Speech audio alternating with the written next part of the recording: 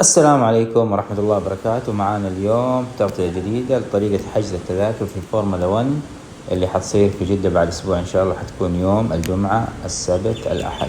طبعا هذا النموذج حي وسيارة حقيقية موقفينها هنا الآن في الهيلتون في جدة من باب التسويق والدعاية. طبعا ندخل على الرابط، هذا الرابط جاني. ندخل على الموقع الرئيسي، حيفتح لنا يجيب لنا فوق الخريطة التفاعلية. أول ما نفتح الموقع حيطلع لنا بهذا الشكل، حيطلع لنا معلومات، وفوق في زر شراء التذكرة معلومات بسيطة عن الفورمولا 1 وعن المؤسسين وعن أصحاب الشأن في هذا المجال، وصورة للسائقين والفرق المشاركة تيجيكم بالتفصيل، وكل فريق أو كل سائق كم بطولة حقق أو إيش إنجازاته. هذا الموقع أو هذه المنصة هي المنصة الوحيدة الرسمية بالإضافة للتطبيق الخاص بإظهار وإبراز التذاكر. ما في أي وكلاء أو منصات أخرى للبيع، يعني لا يجيكم واحد يقول لكم كود ما كود. ندخل ونحمل التطبيق الرسمي الخاص فيهم. هذا هو التطبيق، أنا داخل على جوال الآيفون، حملت التطبيق طبعا يوم تسجيل هذا المقطع اللي هو يوم السبت، ما له تقريبا 4 أيام نازل في المتجر تقريبا. في بعض المنصات بدأت تستغل الحاجة، تكتب كود خصم وما أدري، انتبهوا منها. طبعا ما في لا كود خصم ولا شيء، وضحوا الشيء ده هم في جميع حساباتهم. الأسعار واضحة وثابتة. حيكون في جداول الفعاليات حتكون مصاحبة مع هذا الإيفنت الكبير. 3 أيام حتكون يوم الجمعة، السبت، الأحد. الجمعة الحمد لله ما في لا حفلات موسيقية ولا شيء. بالنسبة ليوم السبت والأحد حتكون في فعاليات مصاحبة، منها حفلات موسيقية، فيها الدخول للمطاعم، وفيها فعاليات تانية. في من ضمنها الدخول لمنطقة المطاعم، في تفحيط، في درفتة، وفي أشياء حلوة حتصير طبعا من باب إنه الواحد يغير جو زي كذا. نستنى بس التطبيق يكتمل تحميله. خلينا نرجع مرة تانية على الصفحة ونتصفح فيها شويتين. عندكم هنا لو دخلنا على موضوع حجز التذاكر، طبعا التذاكر مقسومة على فئات. في عندكم نادي البادوك، وفي عندكم درجات رئيسية ألف، وفي المدرجات الرئيسية باء، وفي المدرجات الوسطى، وفي الضيافة المتميزة. طبعا كل واحدة فيهم لها سعرها. بالنسبة لنادي البادوك اللي هي ب28 ألف التذاكر، غالبا انتهت. طبعا إلى أمس وقت تصوير الفيديو موجودة، لكن اليوم اللي هو الأحد أنا دخلت مرة تانية لقيتها انتهت.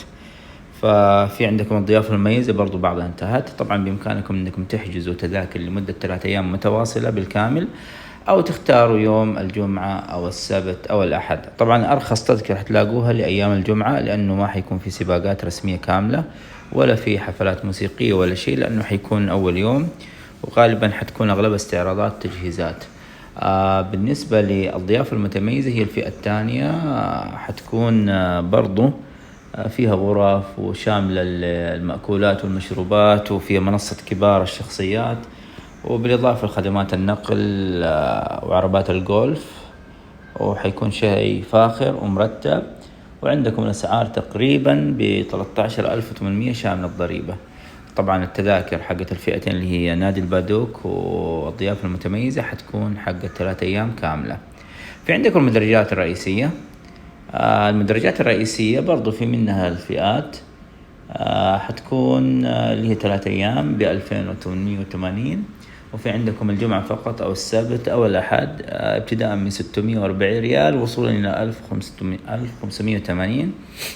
1580 برضو اللي هنا انتهت. في عندكم المدرجات الرئيسية ألف وباء وجيم ودال، أو عفوا ألف وباء فقط. عندكم باء برضو 3 أيام ب2160. وعندكم أقصى شيء ب1120، وفي منها حتى الآن متاح. تشتمل على إيش؟ طبعا فيها دخول للبرمناد، وفي عندكم تدخلوا على مناطق الطعام وصالات الطعام وزي كده، وحيكون في دخول للقرية الترفيهية ودخول للحفلات الموسيقية وهذه الأشياء. ويستعرض لكم إيش المنعطفات اللي ممكن تدخلوا فيها. عندكم اللي بعده المدرجات الوسطى، في منها ألف وباء وجيم ودال. طبعا كل مدرج حيكتب لك جنبه إيش المنعطفات اللي تقدر تشوفوها. يعني مثلا عندكم المدرجات الوسطى ألف حتشوفوا منعطفين. المدرجات الوسطى باء حتشوفوا تقريبا 6 منعطفات، اللي هي رقم 5 و6 و7 و8 و19 و20. طبعا التذاكر هذه كلها بتشمل مقعد وموقف، ما عدا آخر فئة اللي حنتكلم عنها اللي هي الفئة العامة بس.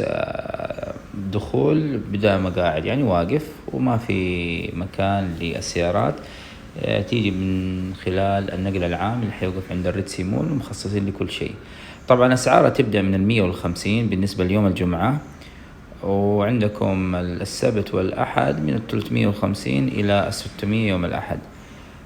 عندكم برضو دال حتقدر تشوفوا من خلالها 6 منعطفات، يعني شيء حلو برضو، بالإضافة إلى مقعد في المدرجات الوسطى الأمامية في المقدمة يعني، والدخول للقرية الترفيهية وجدة آرت برميناد والحفلات الموسيقية.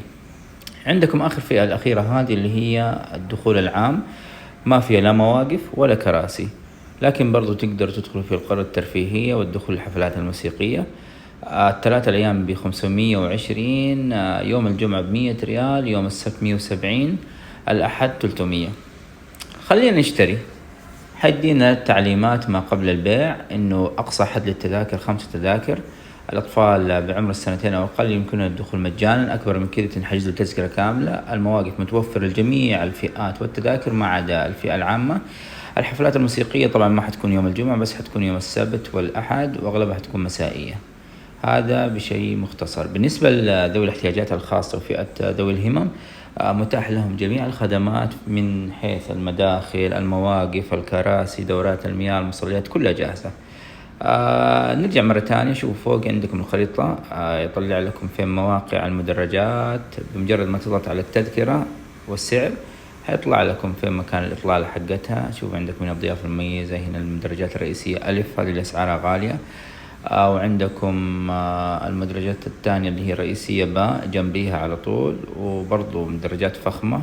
أما المدرجات الوسطى هذه اللي المتوسط دخلهم يعني 150 ريال تبدأ الجمعة، تنتهي ب600 ريال يوم الأحد اللي حيكون فيه التتويج والنشيد الوطني وكل الأشياء دي. أنا طبعا عني حاخد اللي هو الدال، لأنه حتكون فيها 6 منعطفات. الزاوية حتكون واسعة، أنا شايفه شوفوا دال على اليسار، أمسك المنطقة اللي على اليسار بالكامل كلها اللي هي المنطقة الشمالية. هذا رأيي الشخصي، لكن تعتمد على رأيكم. هذا الموقع الرئيسي. طبعا ندخل على التطبيق نشوف إيش عندنا في التطبيق. التطبيق هو طبعا المنصة الوحيدة المعتمدة لإبراز التذاكر الإلكترونية. زي توكلنا حتلقوا التذكرة كذا فيها كود متحرك، وفيها كود وقوف السيارات. نختار اللغة، اخترنا اللغة العربية. حيرجع مرة تانية يشغل التطبيق. خلينا نتعرف على الواجهة. حتلقوا الواجهة مرة بسيطة وسلسة. هذه الواجهة الرئيسية، المسابق والمستقبل. أول شيء حتفعلوا خدمة المواقع وخدمة البلوتوث، لأنه أغلب الأشياء حتشتغل عن طريقهم، بس ما حتتفعل 100% إلا أثناء الموقع. طيب خلينا نفتح التطبيق نستعرض. عندكم فوق الحلبة على اليسار جدول المواعيد، وأول شيء شراء التذاكر، والمتبقي 8 أيام من تصوير الموقع يوم السبت. وحيكون في بث مباشر برضو إذا حابين تطلعوا على البث المباشر أنتم في الحلبة أو في البيوت. الفرق المشاركة على اليمين تحت، وفي عندكم السائقين. هنا في عندكم استبيانات، شاركنا برأيك، وآخر شيء حجز المطاعم حنتكلم فيها في آخر 5 دقائق في المقطع، لا تنسوا تشوفوا المقطع للأخير. طيب خلينا ندخل على الأيقونات الموجودة في التطبيق. مثلا ندخل على الحلبة التفاعلية، حيطلب منا تحديد الموقع. حتطلع لنا بشكل كامل. السماح للموقع، لازم نفعل خاصية البلوتوث عشان يتفاعل معنا بشكل كامل. طبعا كل أيقونة هنا ظاهرة عندكم تمثل خدمة، يعني في أيقونة شوف شغلنا البلوتوث عشان يشتغل مظبوط. في عندكم مواقف السيارات، في المطاعم، في الأكشاك، في منطقة الجلوس، في المصليات، في دورات المياه الرجالية النسائية، مواقف ذوي الاحتياجات، مناطق الجولف، مناطق كبار الشخصيات، وكل الأمور هذه. طبعا ما حتشتغل بالكامل معانا، لازم نكون قريبين من الحلبة. فخلينا نشغل مرة تانية، وحنلغي تحديد الموقع. شوف الرسالة دي اللي ظاهرة في النص، تحديد موقعك، حنكنسلها لأنه ما حتشتغل بالكامل، لكن نقدر نتفاعل مع الخريطة، نكبر نصغر من فوق. شوف في أيقونات، في معلومات عن الحلبة، المناطق، المواقف، المداخل الرئيسية، مداخل كبار الشخصيات. نختارها واحدة واحدة عشان نستعرض أي شيء نحتاجه. شوف مثلا عندكم كل ما طلعنا للشمال تكون خدمات يعني إيش للفئات الأقل. خلينا نكنسل الاستمرار بدون الموقع عشان نقدر نتصفح كل شيء. خلاص يلا فتحنا. فوق فوق فوق شايفين فوق على اليمين مكتوب معلومات على الحلبة. إذا ضغطنا عليها تقل كل الأيقونات، يعني الحين كل الأيقونات داخلة في بعض. لا خلينا نختارها واحدة واحدة. يعني خلينا مثلا نشوف كيف نستعرض. عندكم المنطقة الجنوبية الشرقية اللي هي فئة VIP وكبار الشخصيات ونادي البادوك، وعندكم الضيافة المتميزة، هذه اللي أسعارها غالية. وهناك في فعاليات تانية حتكون مصاحبة، وهم مسوين فكرة حلوة. أي موقف على حسب الفئة يكون قريب من مدرجات الفئة اللي انت اخترتها. يعني شوف عندكم هنا الضيافة المتميزة، في مطاعمها، ويعني حتى صالة الطعام حتكون مختلفة عن المناطق التانية. هاي كلها شاملة في التذاكر. بالنسبة للفئة الأولى نادي البادوك، وفي عندكم الضيافة المتميزة. شوف عندكم هنا مثلا دورات المياه وانتم بكرامة. شوف مجرد ما تضغط على الأيقونة تنزل تحت تلقى مكتوب اسم الشيء. شوف كشك الطعام دحين اخترنا حاجة بعدها غيرنا. خلاص نبدأ حبة حبة. نفضل الأيقونات من فوق. معلومات عن الحلبة، خلاص شال الأيقونات كلها، طلع لي الشيء اللي نبغاه. شوف الحلبات اللي هي 1 2 3 4، هذه الوسطى.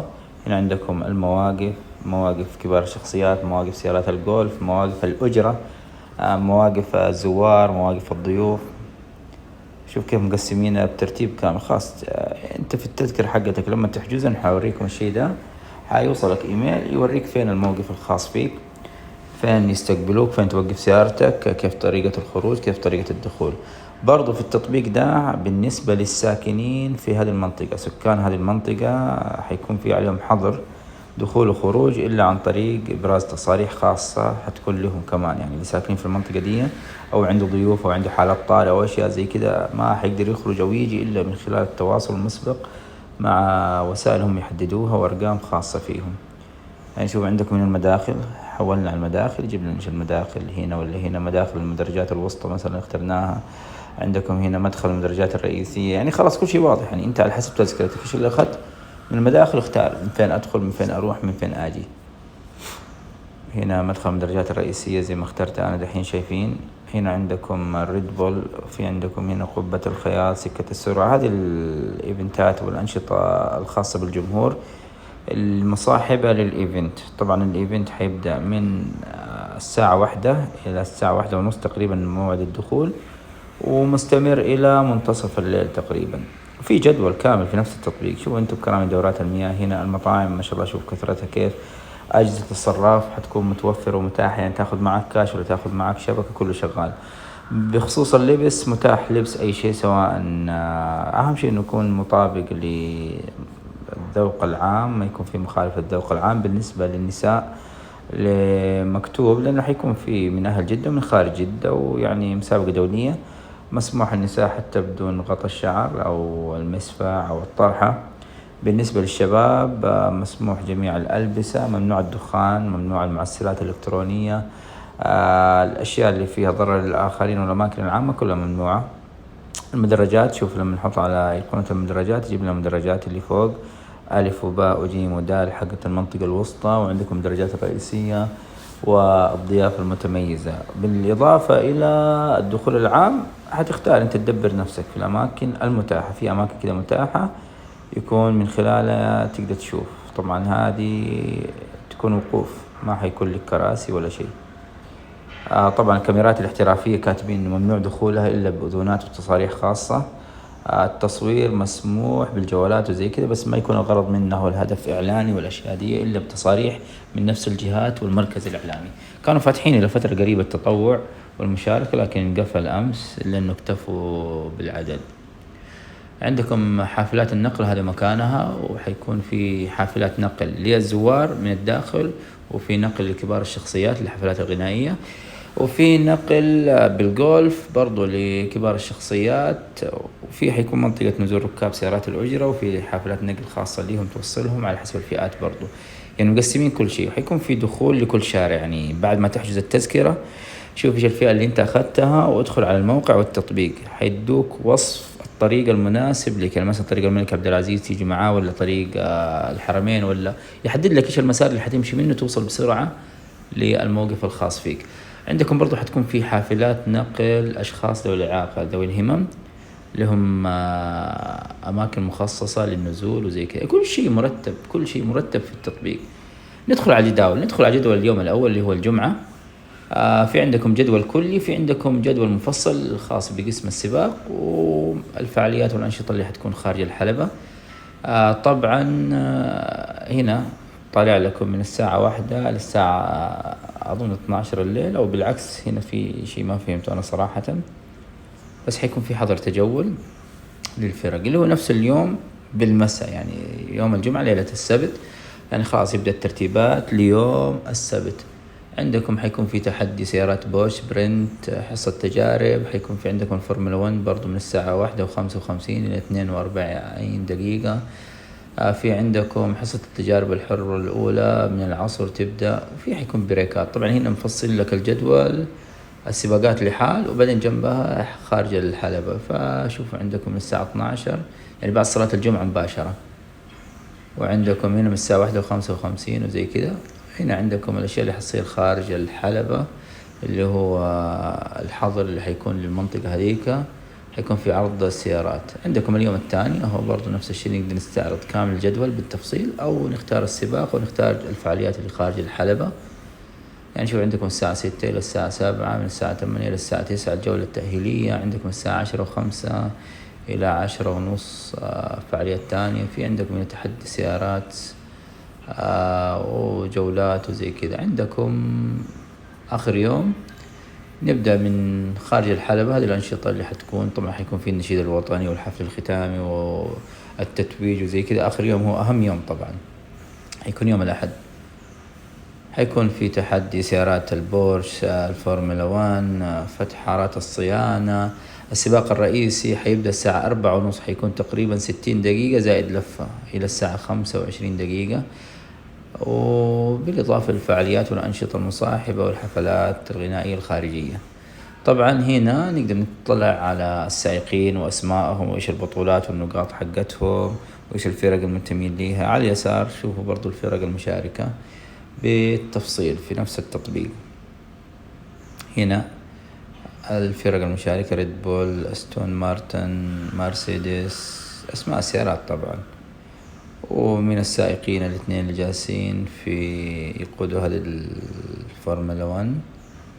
هنا سائق واحد رقم 7، 8 سائق واحد. فجايبين لكم كل المعلومات اللي تحتاجوها في هذا التطبيق الرئيسي، ما في أي تطبيق غيره. شوفوا التقييمات أو التفصيلات. وفي عندكم حيكون في استبيانات حابين تشارك فيها، ما أدري هل عليها جوائز أو شيء، ما أدري، بس في استبيانات يعني من باب تنشيط المعلومات وتنشيط الذاكرة بالنسبة لما يخص الفورمولا 1. وعندكم هنا برضو تقييم لتجربتكم في هذه الجولة اللي حتتم في النسخة الثالثة. أظن هي هذه النسخة الثالثة. النسخة الأولى كانت في 21 أو في عام 2021. آخر المستجدات حتلقوها برضو موجودة في هذا التبويب. خلينا ندخل كده على الحلبة. في عندكم هنا خريطة كاملة تفصيلية غير الخريطة اللي فتحناها، فخريطة تفصيلية تكبروها زي ما تبغوا بالحجم في نفس الموقع، يجيب لكم منظر يعني ثنائي الأبعاد تقريبا. إيش في قدام هنا؟ نادي اليخوت. طبعا هذه الجنوب الشرقي، وكل ما رحنا على اليسار متجهين احنا على الشمال تقريبا، او العكس. ايوه العكس. اللي فوق هذه هي المنطقة الغربية، وكل ما رحنا يسار فاحنا متجهين على الجنوب والجنوب الغربي او الجنوب الشرقي. المواقف زي ما انتم شايفين على الشرق جاية، اللي باينة كأنها تحت كده، هذه جاية على الشرق. طبعا متبقي حتى الآن 8 أيام من تاريخ تصوير الفيديو. وهنا الشركاء المؤسسين.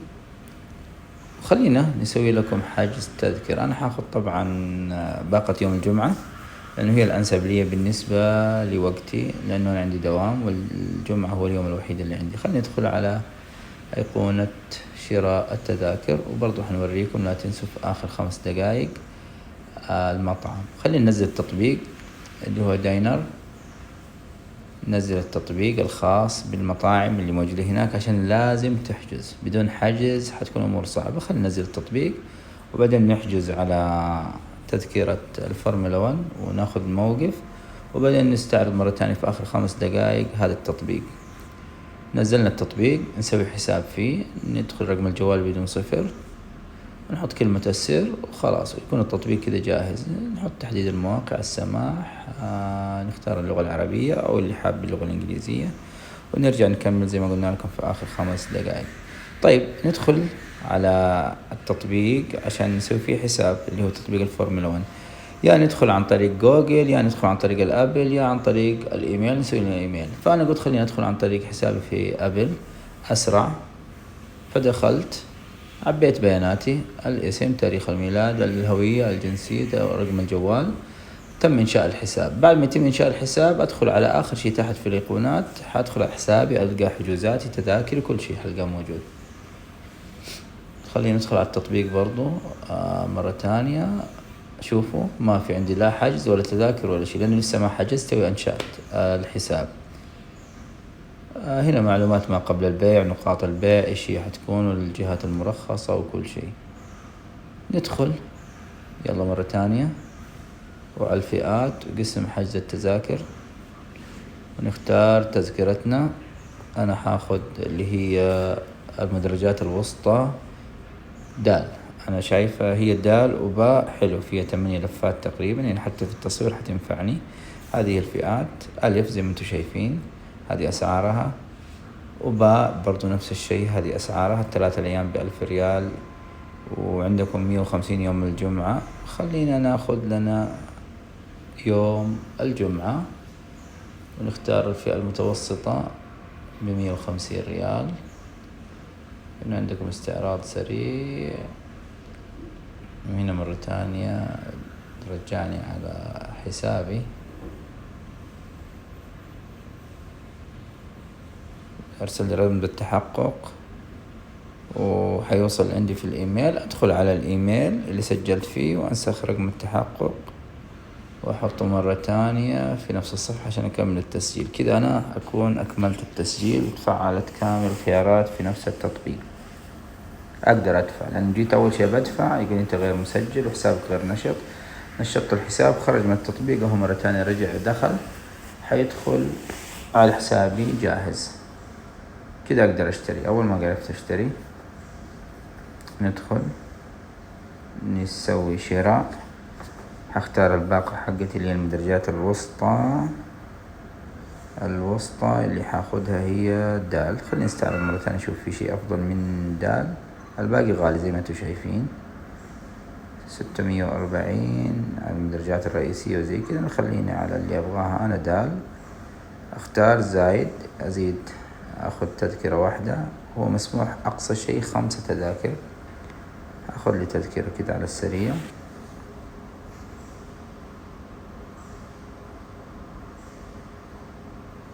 يلا هنا بس قلت إيش، استعرض مرة تانية على السريع كده.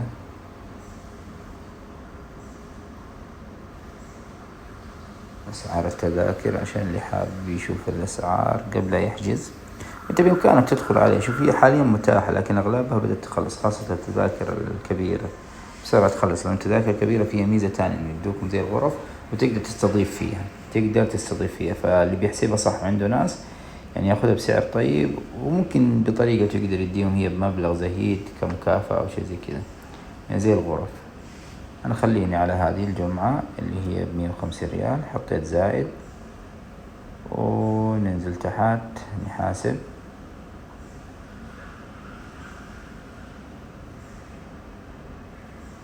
الذهاب للدفع. خيارات الدفع متعددة، اللي هي عن طريق STCB أو مدى أو الفيزا. أنا حختار الأبل باي، أسهل لي. 150 ريال مع الضريبة. اضغط زر الدفع وحنحاسب ونخصم المبلغ بنجاح، والحين تجينا رسالة الشراء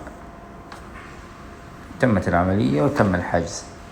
أقدر أستعرض التذكرة من نفس التطبيق أو أدخل على الإيميل وألقى بعض البيانات، لكن ما حتطلع إلا من نفس التطبيق. شايفين فوق جرس التنبيه على اليسار جنبه في أيقونة تذاكر، الأيقونة هذه حقت التذاكر أضغط عليها.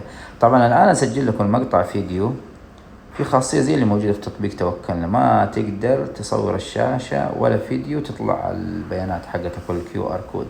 بمجرد ما تضغط تسجيل الشاشة أو تصوير الشاشة حيصور لك المنطقة اللي فيه المعلومات فاضية، يعني من ناحية أمنية مسوين الشيء ده. تقدر تشارك التذكرة طبعا بس محددين لك، إذا شاركت التذكرة سواء حقة الدخول والجلوس أو حقة السيارات، الشخص اللي حيستخدمها أول خلاص هو حيستخدمها، فحاول انك ما ترسلها بالغلط لاي احد لا قدر الله يستخدمها او شيء زي كذا، والشركه ما تتحمل اي مسؤوليه.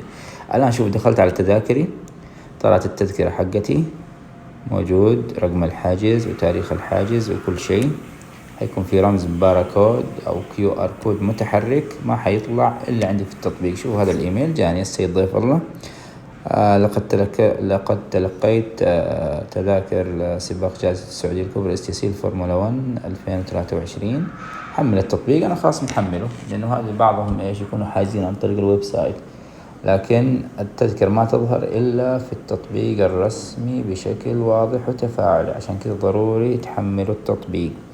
على طول حيدينا أيقونة أو رابط تحميل التطبيق، ندخل عليه فيقول لك إذا كنت محمله بالفعل حاول إنه إيش يكون محدث على آخر نسخة. ندخل على فوق الزر على اليسار شوف التذاكر، وعلى اليسار تصريح المواقف. ندخل على مثلا تصريح المواقف. في التصوير ما حيبان إيش، شوف كيف المعلومات مخفية عندي ظاهرة، بس في التصوير هم محطين نظام أمني عشان لا أحد يشارك المعلومات أو يسرقها. وكاتبين هنا لن تتمكن من وصول التذاكر عند مشاركتها، يعني لو سويت لها مشاركة وزي كذا انسى خلاص راحت للشخص الثاني. فلا تشارك الشيء ده أو المعلومات اللي عندك هنا إلا إذا حبيت فعلا تنقلها لشخص تاني. تمام. ويدينا اللوكيشن، هو ضغط على اللوكيشن يطلع لي دايركت على طول فين أوقف سيارتي، فين المكان المفضل حقي. طبعا حيكون جنب القنصلية الإيطالية مثلا، هذا بالنسبة لحاجز المنطقة الوسطى الدال.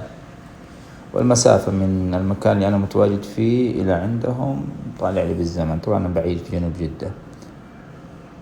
طبعا نرجع نستعرض التذكرة العادية برضو نفس الشيء، طالع لي السعر والدخول الساعة كم، ووقت السماح للدخول الساعة كم، وش الفئة، المدرجات الوسطى الدال. هذه التذكرة تفاعلية طبعا في كيو ار كود زي كذا بس ما هو طالع في التصوير. أقدر أرسلها برضو لأي شخص يصير يقدر يستخدمها بالنيابة عني، بس ما حستخدمها أنا لأنه خلاص. طبعا ما تقبل التذاكر المطبوعة ولا تصوير الشاشة، فقط عن طريق التطبيق ويكون تفاعلي، عشان كذا هم حاطين حركة الأسهم المتحركة. آخر شيء نتكلم عن تطبيق دينر أو دينر. نسوي تسجيل دخول، إذا ما عندنا حساب ننشئ حساب، نحط رقم الجوال بدون الصفر، ونحط إرسال الرمز. حيجينا رمز على الجوال، نحط الرمز ونكمل عملية تسجيل الدخول وتسجيل البيانات، الاسم الأول، الاسم الأخير، الإيميل، كلمة سر، جوال التواصل. وتفتح معانا هذه مناطق المطاعم اللي قدامنا، في شيء غالي وفي شيء رخيص. نقدر ندخل نحجز على الكافيهات مثلا. احنا عندكم شوفوا مثلا ب50 ريال تبدأ الأسعار. اختار عدد الضيوف، كم واحد صغير كم واحد كبير. وفي عندهم إذا ما استخدمت الكوبون بعد ما حجزت راح السعر عليك. وطبعا الحد الأدنى هنا 50 ريال بالنسبة لهذا الكافي،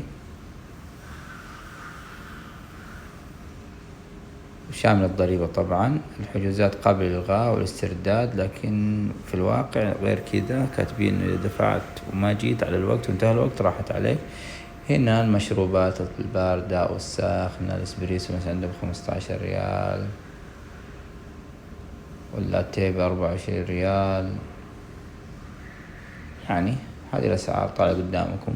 طبعا هي غالية لأن أنتم في منطقة مقطوعة ومنطقة مهرجان، فحيكون كل شيء غالي طبيعي. بصفة عامة هذا تطبيق حجز المأكولات والمشروبات في داخل منطقة حلبة جدة، تختار التاريخ اللي تبغاه. أنا صورت المقطع يوم السبت فطالع للسبت، لا أنا حختار يوم الجمعة عشان إذا احتجت شيء يوم الجمعة. وهنا الخريطة التفاعلية الخاصة بنفس المطعم والكافيه اللي حجزته، يطلع لك هو بشكل سريع. فالأفضل تحجزه كمان هناك لو حبيت، خلاص كل شيء هيكون واضح قدامك وتعرف أنت في الشمال في الشرق في الجنوب في الغرب. نسوي تحديد الموقع، واعتذر على الإطالة طبعا، خلاص احنا قربنا نخلص المقطع، والشرح إن شاء الله يكون كافي ووافي ومعلومات كاملة. وأي استفسار تحتاجه ترى في أيقونة في اليسار تلقاها مكتوب إيش الأسئلة والدعم الفني أو الأسئلة الشائعة والدعم، حتلقوا أي سؤال في بالكم يجي موجود جوابه. كيف أرجع التذاكر، كيف أرقي التذكرة، هل يمكن الدفع، مدري. غالبا التذاكر ما تسترجع، ما يكون ترقية الباقات إذا خلصت. ذوي الاحتياجات لازم من بدري الواحد يحجز لهم، حيتأكدوا من ذوي الاحتياجات لازم يجيب معاه شهادة أو ورقة أظن خاصة أنه من ذوي الاحتياجات عشان يوفروا له السكن والأشياء دي. التدخين ممنوع، المعسرات ممنوعة، الكاميرات الاحترافية ممنوعة، اللبس مسموح لبس أي شيء. وهنا عندكم برضو نكمل معكم استعراض الكافيهات والمطاعم والوجبات والأسعار الموجودة قدامكم.